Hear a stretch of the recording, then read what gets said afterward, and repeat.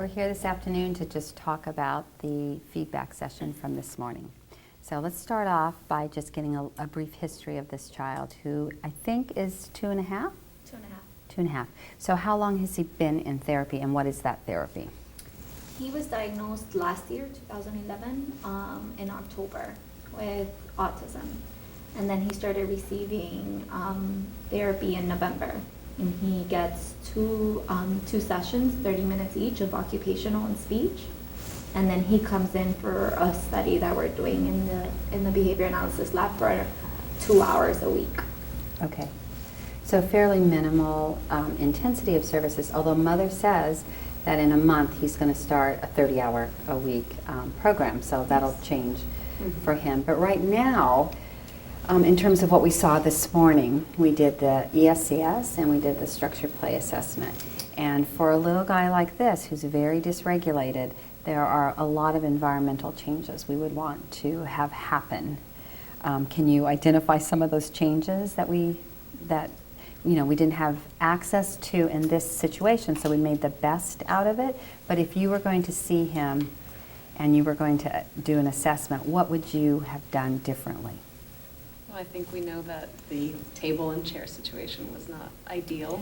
Right. So somewhere where he can hold himself up a little bit better, have a little bit more support, have the right height, Right. not be on mom's lap. Right. So sometimes really young kids are on mother's laps, but in this case, he's really fighting against that, and he's seeking sensory a lot, especially when he can't do the activity. And he's also has his arms against the table, so his hands aren't free to actually manipulate the objects. So that wasn't ideal. But we started off with the ESCS, which I think was a harder test for him. Would you agree? Mm-hmm. So he was much more dysregulated. So, we don't know him. Might have started with the play, but then we would have still had a problem transitioning to the ESCS. So either way, I think we gained a lot of information about his abilities right now, his reaction to a new situation.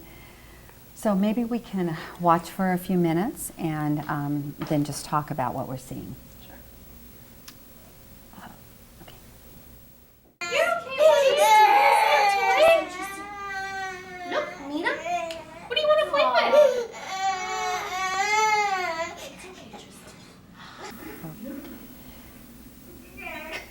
Okay, so right away there are too many people talking and too many people moving, right?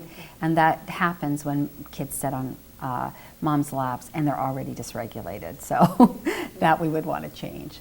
But the minute that the toy comes into place, he settles for a moment, right? So we can start it again.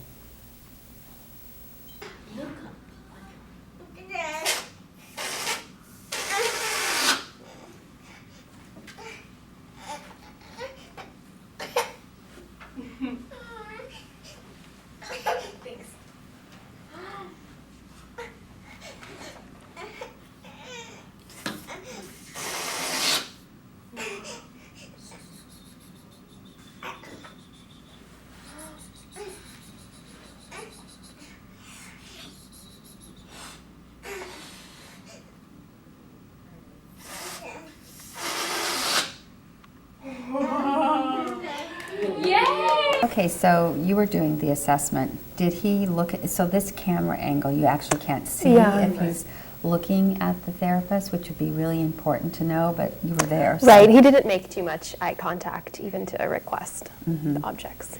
And you see mom is giving pressure on his head, right? So And that's something new. Right, so she's trying to get him to perform the best he can. And it actually is probably interfering a little bit. So, if we could settle him before we got started, that would have been best. But he did settle for moments. He participated for what, a second maybe? Yeah, I mean, sometimes I think it's better to just bring out the toys and start, and a lot of the kids calm down. So I think that was my strategy. And he did a little bit. So let's... Can I ask a quick question? Yeah. The throwing of the toys, do you think that was part, my interpretation is part of that he didn't even know what to do with them. So when Yeah. it's almost like you presented it to him, he didn't even know what you were asking for, and his reaction was just, Right. I don't know what this is, and I don't know how to play with it, so Yeah, Yeah. not I'm going to an get in- rid of it. Right. Right. Not an intentional behavioral act, but just Right. kind of, Yeah, yep, I agree. yep. He does do this with his like bottle. When he's done, he throws things. Uh-huh. So it's also kind of a way to tell you, I'm not. done. I'm not going to interested. engage with it. Yeah. And it usually done. works because the Right. mom knows, oh, okay, you don't want this, we'll put it away. So. It's his way of saying, all done. Yeah. Yep, yep. Okay. Good job. What do you want to play with?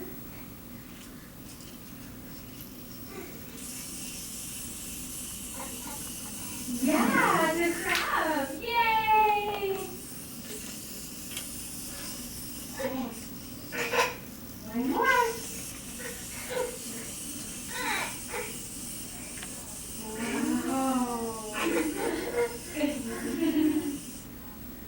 Here you go.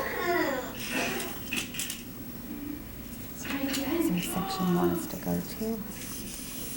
Do you remember when he did the reach? Is it a bunny? It may have been. I think one of the windows or the bunny.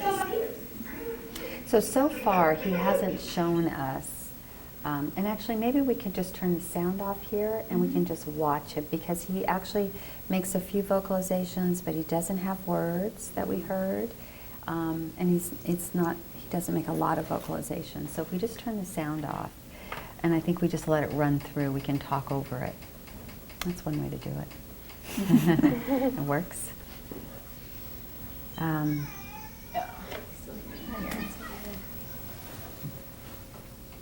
I know it's coming from the camera.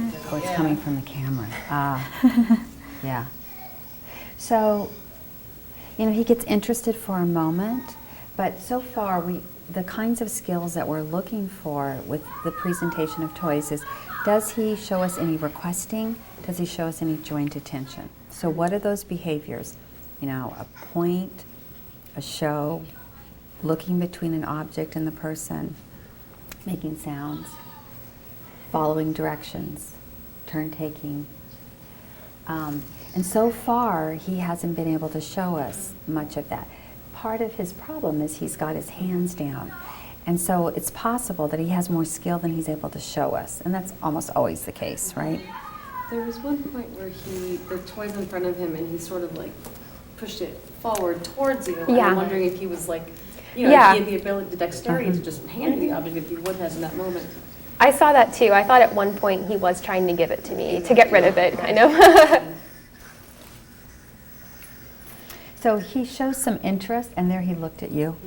So he shows some interest. He's showing a couple of looks. That's great. That's potential. So, and he's trying hard. So when he looked at you, then you gave him the toy. That was on purpose, yes? Yeah, I mean, at this point, I feel like he was probably making eye contact to request, so then I would just give him the toy.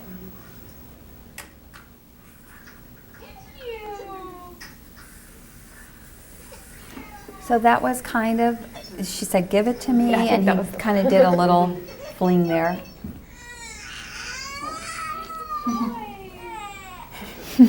And now he's completely dysregulated, right? Yeah, that was his second. So one question you might ask is, well, why are we giving him toys when he's so fussy, right? But it's an assessment. Right. And we're trying to, get whatever his potential, whatever the possibilities are. I mean, you can even see the way he's sitting, and his legs are straight down. He really doesn't have any of that stability to hold himself. It's so hard for him to even be sitting like Correct. that. I think so. It's hard. I think so. I think it's also an escape mechanism, because whenever we Right. do these kind of tasks and there's like food and there's Right. TV and there's these things involved, he can sit on mom's lap just fine. Uh-huh. But it's Right. the thing that when he does either the spaghetti or he gets really stiff when he right. doesn't want to do Mhm. the task. So this stiffness or like this kind of like spaghetti comes from Right. I'm done. I'm not Uh-huh. gonna do whatever. So that's good information, right? So you've already seen some behavioral behaviors from him that you can interpret. He also might have been able to stand, and that would have been fine for him to stand as opposed to sitting on mom's lap. It just depends on whether he would run. But again, you want to have the equipment to get him seated in a chair and a table as best as you can. Even with the sort of difficulties with that, you get a sense of what he can do because we also have the next assessment and the one with mom. And so is there consistency across these 3 assessments?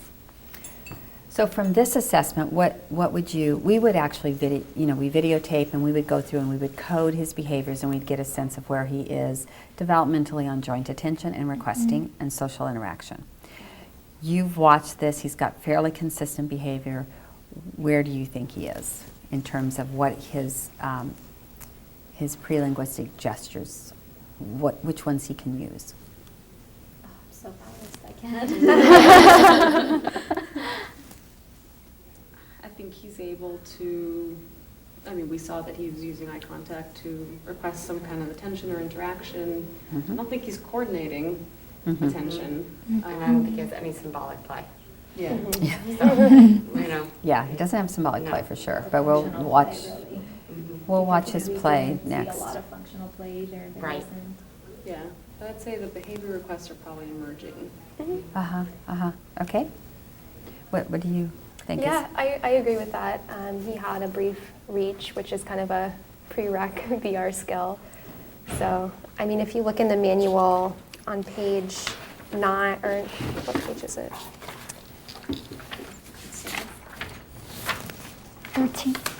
Page 15, you can look at kind of some different profiles of individual children, and he probably fits in to profile 1, I would say. Do you want to read that? Yeah, the child profile is no BR, maybe he had a little bit of BR, and also no joint attention. So we would want to target a BR point and also a JA point or give. And then for the interventionist behavior, which we can talk more about tomorrow, what we would want to do is model the target JA skill. So we would want to model a lot of points. If we were programming for joint attention, then we could maybe target a BR point. We're not going to talk too much about programming for joint attention, but I think for now, if we model the joint attention point, that would be helpful for him. So when we talk about targeting, some of it's just what we do, what we model, without expecting output from him, because modeling, especially with a child this young, children will pick up naturally. But if we force it, we may lose him. So it's all a piece of the larger engagement that we'll work with on him. You can see when he's has moments of regulation, and then he picks up the toy and he's just very interested in the toy, right? So he's very object focused. So have we seen enough of this particular assessment? Or do you guys have questions about anything that Amy did in the assessment? The fact that you would do an assessment with a child who's this dysregulated, or that isn't really showing a lot of the pointing or the showing. Okay.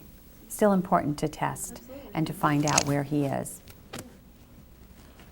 And one thing that I think I would do differently if I did this in the lab and not for training purposes is that I would go much faster than what I did. I wouldn't ask him every time, what do you want to play with? Technically, you're supposed to. That's part of the assessment, but it was pretty clear at some points that he wasn't doing that. So I would just, bring out the toys very quickly and see if that would help to speed it up a little bit.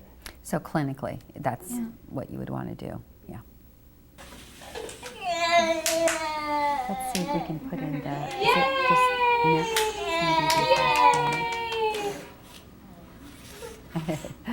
He's got clapping, Give to me. which is great. And a lot of interest with toys. He's trying to mouth the toys some, right? Because developmentally, that's kind of where he is. I mentioned that he's a kid that always has something in his hand. He likes to hold. He likes Yes. to always hold on to something. That's right. And that's great, because he shows some interest in objects. So it's not completely absent. Can it also be sensory seeking as well? Can that be. having that feeling in their hands, because I know Right. that a lot of my kids do that also, so kids that are even developmentally a little bit older, and they just, it's that sensory, they get the sensation through their body and the proprioception, and it helps regulate them a little bit more. So I even noticed during speech sessions, even if we're working on something, you know, that they don't have to use their hands, I'll put something in their hands, and it actually helps regulate them a little bit more. Yeah, So yeah. that it's just something to think about also when you're doing, you know, therapy side to it also. Right. So individually with any child, you might do a lot of different things. This child is using sensory seeking a lot, in a lot of different ways. He throws his head in some very sort of not functional ways, and so we would want to shape that. So even though this is a very developmentally based intervention, we recognize the importance of the behavioral strategies, but even the behavioral strategies we choose are going to be developmental. So for a child who's 2.5, who's learning how to regulate his emotions and his behaviors, we're not talking about high-level strategies. We're talking about what a typical child would use in about the first and second year of life. So that means that it's a lot about the way we scaffold the situation and set up the environment for him and help him to regulate. So he can't do it on his own. We have to help him do this. But he looks like a child who would be really responsive to some pretty simple strategies, which we will try tomorrow. Mom was looking forward to that. Okay. Volume for this one? The play? Or when I play with, No. No, we don't need volume No. because he is not really using Doesn't really much say anything. language, so we can just talk over it. So, I wanted to ask you a question. You said that you would go faster. Why? Because I heard his therapist, well, his regular therapist, mention that he wasn't showing a lot of skills that he already truly has. So, you know, looking from the clinical standpoint, why would you go faster? What if he's a child that just will show you and he's slow to warm up? And because that brought, you know, it came to my attention when they mentioned there's a lot that skills that he does have and he's just not displaying them. Yeah, I mean, that's definitely important to think about. I think it depends on the child. I probably could have tried to speed up part of the assessment and see if that helped. Just because he was so dysregulated, I didn't want him to have to sit there for an extended amount of time. If he was regulated, I would have slowed down even more. So I think it really depends on, first, the child and also the situation that the child is in that particular day. yeah, what you're trying to understand is what skills does the child have? So you probably wouldn't rely on just one assessment. So actually when we watched the play assessment, I think he liked the toys more. And if I was just clinically trying to pick targets, I might just do the play assessment and add in a few of the joint attention behaviors like the pointing, just to see where he is in both with just one assessment. Okay.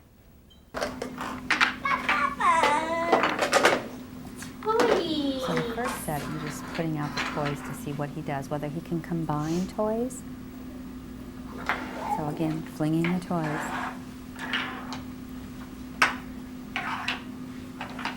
But you can see he's a little more interested, in part because he likes blocks, right? We've heard that he likes blocks. So right away, if you go with his interest, he's more interested, right? We've got things in there that he kind of knows, he's seen those before, understands.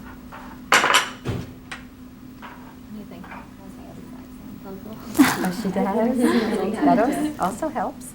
It's something familiar. But what he does is he just picks them up, he looks at them, he can combine them bilaterally, you know? I don't know, I haven't seen him combine two though yet. But he can hold one and then he can put his hands together, as right here. He's transferring. And he can clap his hands. So there's all the little steps to actually do something. Crocodile. But if we think about, so you probably want to look at your levels of play and think about, Crocodile. you know, looking at what he does across all of the different play sets, what level of play. Because we're giving him the opportunity with these 4 or 5 play sets to show us different levels of functional play and different levels of symbolic play if you have it. When you're doing this assessment. Now he's fixated, or he has this on an object, and you sort of knew that he was starting to get deregulated, and you noticed that you clean up. And he's got a little upset, but maybe for a child who's actually really into an object, but you know you have to move on to another playset, what do you do in that situation? So where it's time to clean up, or even for a child that maybe doesn't have a lot of language, doesn't understand cleanup tasks, how do you go about doing So that? if that was the case, you can let him hold that one piece of toy from the first set Right. and still transition into the second set, and And then then when he puts it down, then Then, you can yeah. take that one away. Okay, so it's not like you have to Get some. translate it and take it away from him and then, okay. I think you want to use common sense Right, and the right. strategies that you Right. have. Because what you're trying to do with any of these assessments is to understand the process. What is it that you're trying to assess? We don't want to prompt him too much, because we don't. Prompting tells us what's possible, which is good. But you also want to at least give him the opportunity to do something spontaneously. If you don't get something spontaneously, prompt him and see if he understands the language, if he understands, a model. That's all good information for you in terms of an intervention target. So, what did has he done anything different with toys yet? no, he just picks up all the different objects and kind of looks at it. And in set 3, he picked up the mirror and also the brush and kind of mapped it. And that's what we consider a discriminant play act. So basically treating all the objects in the same way, and in this case is mouthing the objects. And then so if you turn to page 13 in the manual, it kind of tells you what kind of information to gather from the SPA assessment. And then so you would think that he would be at the simple play level, because a lot of the skills he was showing was indiscriminate, which the mouthing. And then discriminant, we didn't really see that much. Basically what discriminant play acts are is how you treat the toy the way it's meant to be played. So like rolling the ball is meant to be rolled. So for example, if he had the telephone and he pushed the buttons to dial the phone, those are discriminant play if the button's meant to be pushed. So those type of things you would code it under simple play acts. So from this whole assessment, from the 5 play sets, we've only seen really indiscriminate play acts from him. So in terms of treatment targets, we would pick toys at that level. At indiscriminate? Yeah, or discriminate. discriminate. So a lot of cause and effect toys. Such as rockets or pop-up toys, and we probably even bring out bubbles. And also from the ESCS, we saw that he responded to the tickles. So we'll also be doing, some singing and person-engaged type of activities with him. I think she did it when she was doing the child's play. She does this da-da, and that's something that she does consistently. So he Right. knows that sound and that sound and He's that waiting movement for it. means tickles are coming.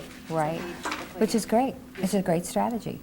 So the person engagement, so little babies, right, are very person engaged. Then they become object engaged and they put them together. And so he's kind of at that person engaged and object engaged. The problem is he's 2.5. So we could do a lot of person engagement, but he's not going to make a lot of progress. So we want to do some object play and then go back into person and use person to bring him back into objects and to go back and forth and back and forth. So for a little guy like this, the level of play and the objects have to be at his level and have to be interesting, but they're fairly beginning level of play. And I think when we watch him play with Mom, we'll get more of a sense of what she's doing with him. And what she reports is that he likes to get up and walk around, wander around. So he's a walker. I don't know how long he's been walking.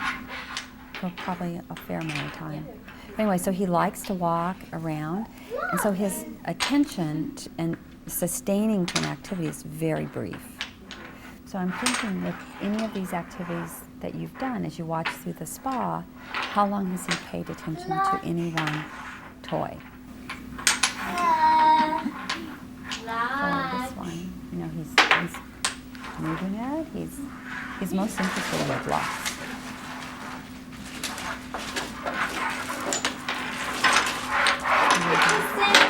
All done with these toys.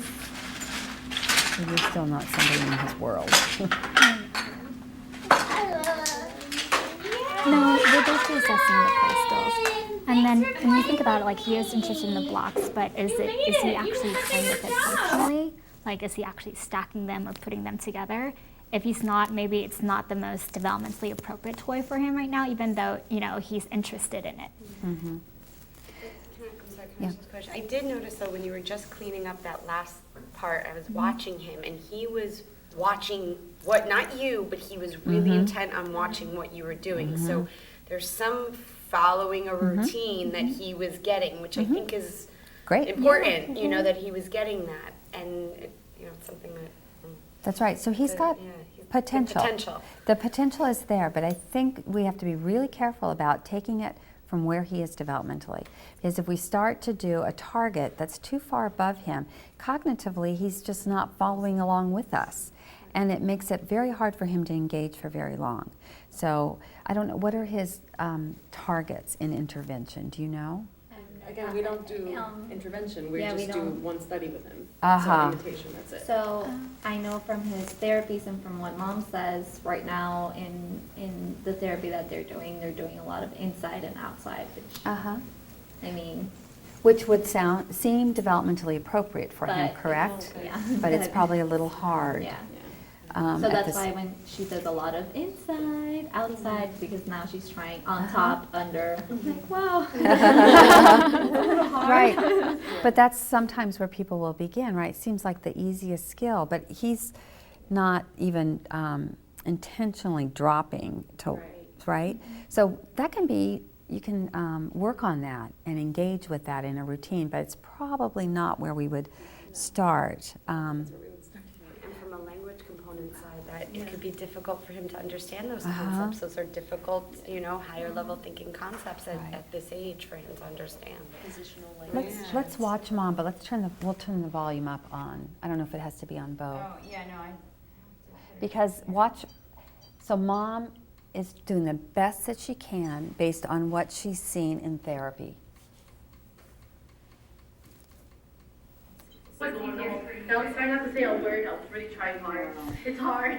So, Amy and, Oh boy, we got the setup. Can we fast forward a little bit? And listen to him, he's trying to soothe himself. That's his strategy for regulating. ostrich. Does he sit on his own? You'll watch, yes, Okay. yeah.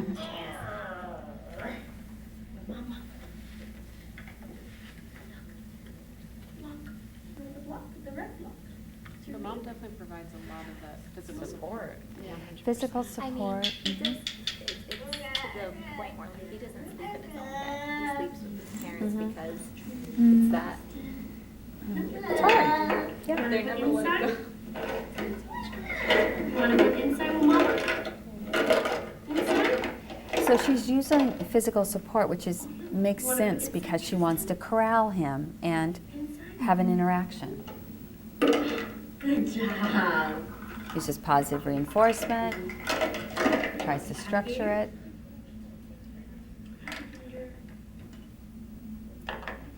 She's labeling.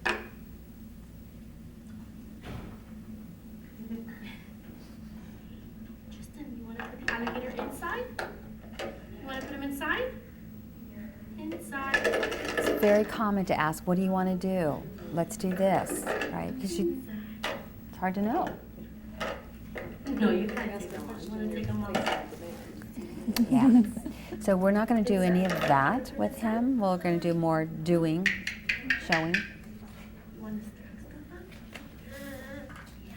So see, he's very consistent how he's holding things, all three assessments. No, en la boca no. En la boca no. It's okay, you're okay.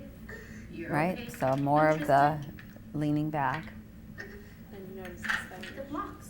Uh-huh. Blocks. great. You want to put them on top of each other? Way too high, right? But Mom is right. She's trying to be creative. Whoa, what can we do with these blocks? We could do lots of things with these blocks. Ostrich again?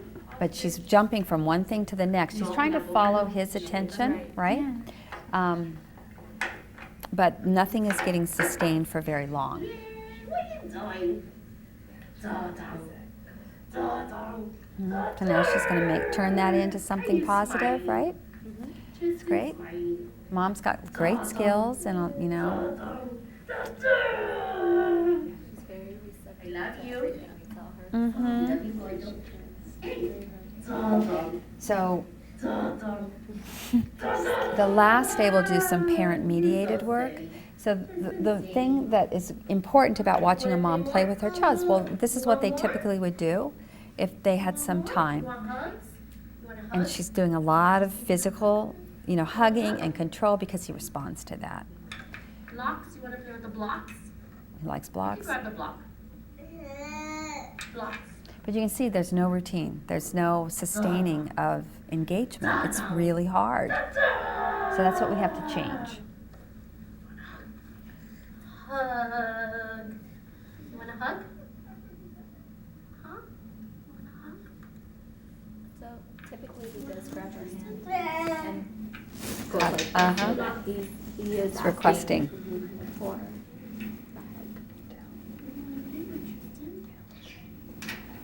the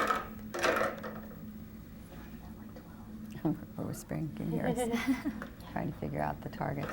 Okay, now watch. He's going to actually go and sit on his own. You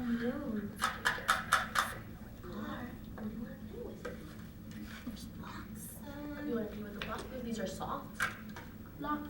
You want to stack them up? He can sit by himself, but now see he's up and going. And I think that is what she's responding to. So she's holding him because it's very hard to keep him sitting for very long. So now let's turn this off. We're done with this. So I think one of the things that will happen is, how do we sustain him? So our goal is we want him to sit on the floor with toys and play and engage with us, and we want him to show joint attention. We want to have the play level, consistent so that he can show us all these great skills. How are we going to do that? We have some ideas, but what would you do? I would have things set up around the room for him, so not all in one spot. Was I supposed to answer? Oh, is that okay? No. I'm answering. I think you're saying the right thing, that it's about your environmental arrangements.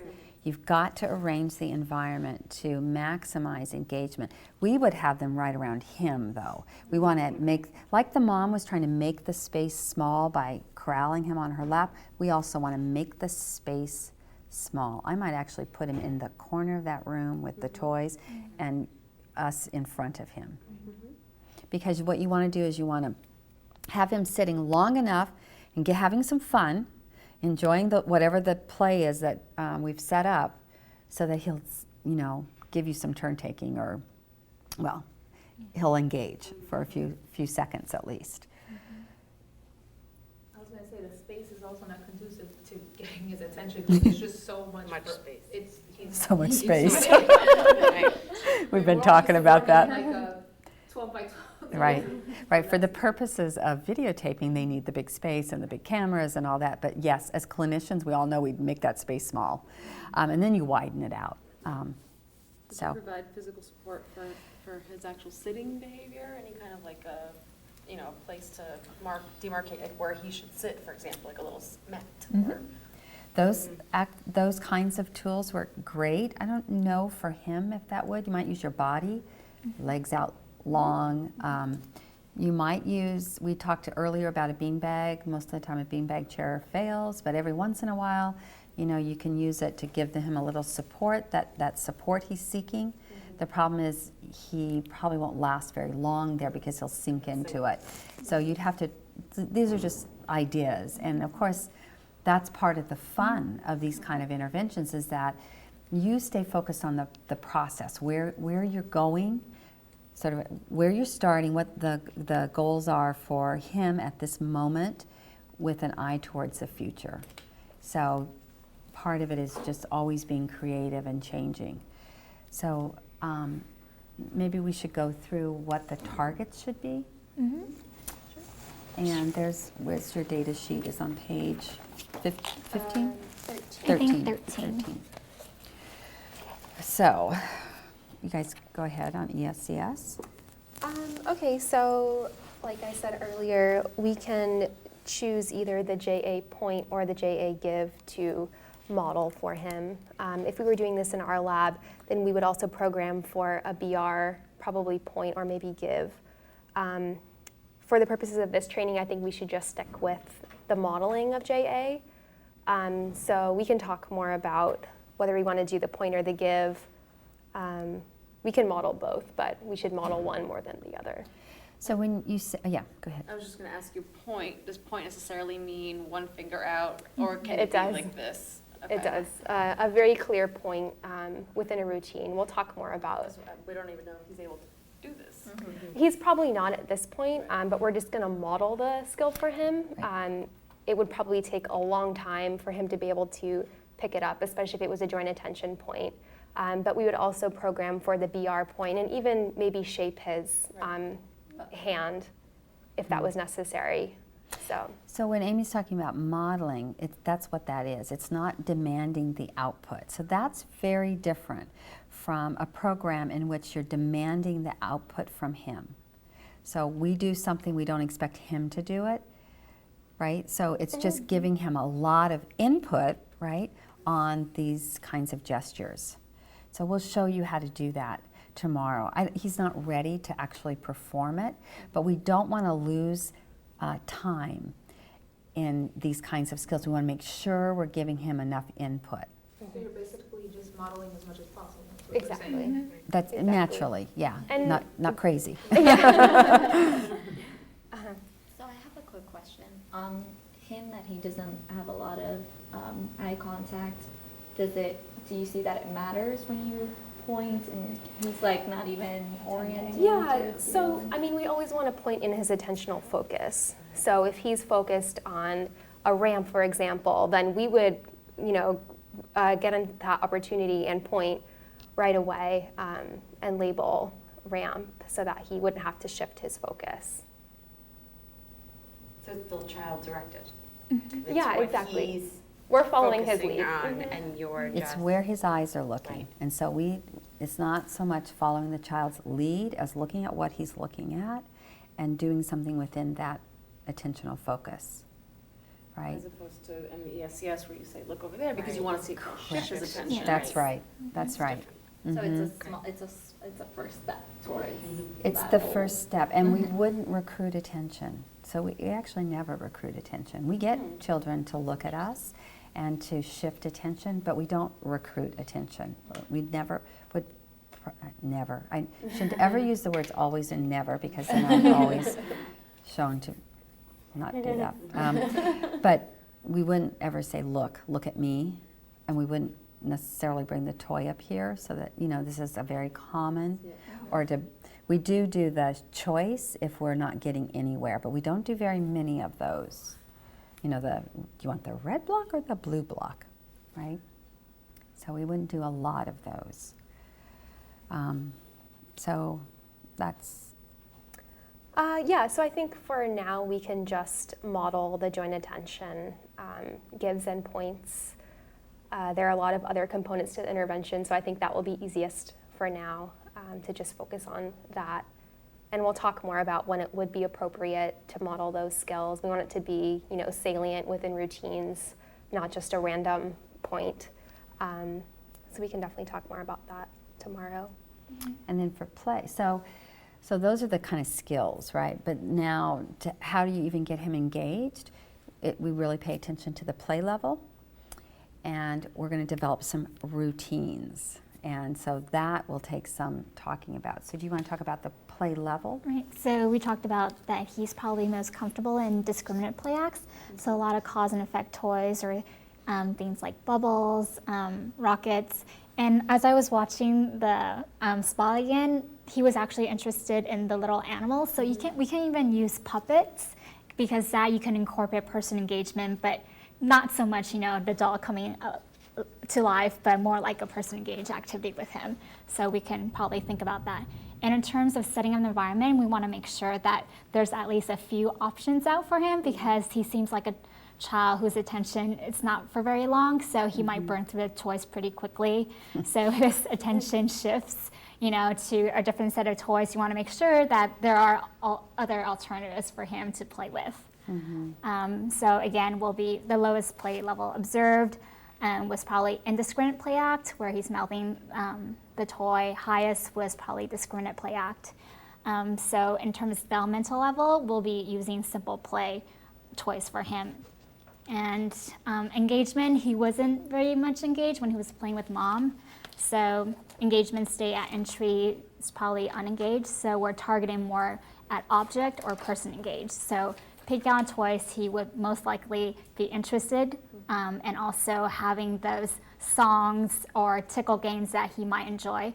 So we were actually thinking of either the song that mom was singing or asking mom so we can kind of learn it beforehand. The bonito, or is it the rock one? Yeah. Yeah. It's like a Hispanic, Hispanic song that everybody. Yeah, because at the So we'll beginning. learn it. Yeah, we'll learn it tonight. Yeah. Mom kind of started singing that song to get him regulated. So I think it's a good song for us to learn to be one of the person engaged activities that we have for him. Yeah, or other songs that that he might like. I think that's pretty much what mom sings to him, and That's her go-to song. that's her go-to song when he's really upset. She's just like, okay. Yeah. Right, so tomorrow then Jilly will model the engagement. And what's really important in the first session, I'm setting you up, sorry, is to have success. Now success can be measured in a lot of different ways, but we want to have success. We want mom to walk out of there feeling like, okay, I see this moment of a change. So I think we're going to try to train therapists first, because you need to know the intervention before you can actually teach parents to mediate the intervention. So tomorrow we're going to focus on therapist training, and then the next day we'll actually back mom in. Now normally this takes weeks, right? But we're going to just hit some main points today and tomorrow and the next day. But we might have mom in the room for tomorrow just because he's a child who has problem with transition. So the first couple sessions that might happen, and that's okay with the parent in the room. Yeah. What's usually the training length? So that you do your intervention sessions with the child alone, then with the parent training, and what's typical, or is there typical? Not Right. always. So parent-mediated studies that we've done, it means the therapist already trained up. Right. And they would mediate through the parent, and depending on the child and the parent, you might mediate everything through the parent. For other children, it may be a balance between the therapist working with the child and the parent kind of together. We're always together. You never do parent-therapist without child? Parent-therapist without child? Oh, no, that's parent education. Okay, We so do that in different. studies where we compare the two. Okay. But no, Okay. Mm-mm.